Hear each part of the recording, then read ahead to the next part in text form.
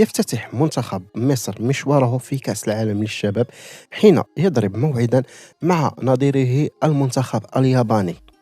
فالبطولة التي تقام منافستها خلال الفترة ما بين 27 سبتمبر إلى 20 أكتوبر، ويواجه منتخب مصر نظيره اليابان لحساب منافسات الجولة الأولى من مباريات المجموعة الأولى في كأس العالم. وتستضيف الشيل منافسات المسابقة، ويتواجد المنتخب المصري في المجموعة الأولى بكأس العالم للشباب رفقة كل من اليابان، تشيلي ونيوزيلندا. فالمباراة غتكون مساء يوم السبت على الساعة 9 مساء بالتوقيت المغربي الجزائري التونسي، الساعة 11 مساء بالتوقيت القاهرة والسعودية.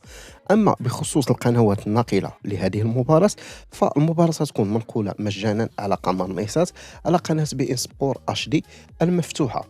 فقنوات بي إن سبور أعلنت بأنها غتنقل جميع المباريات ديال المنتخبات العربية المشاركة في هذه البطولة، وكذلك غتكون منقولة على قمر الهسباسات على قناة تيلي ديبورت. هذه القناة فهي كتشتغل بنظام الأبيرتيس، تابعة إلى البقاء الإسبانية الموجودة على قمر الهسباسات. أصدقائي، فرجة ممتعة للجميع، ما تنساش دير معك لايك بارطاج، إلا ما كنتش مشارك فاشتركوا وفعل زر الجرس باش دائما توصل بالجديد.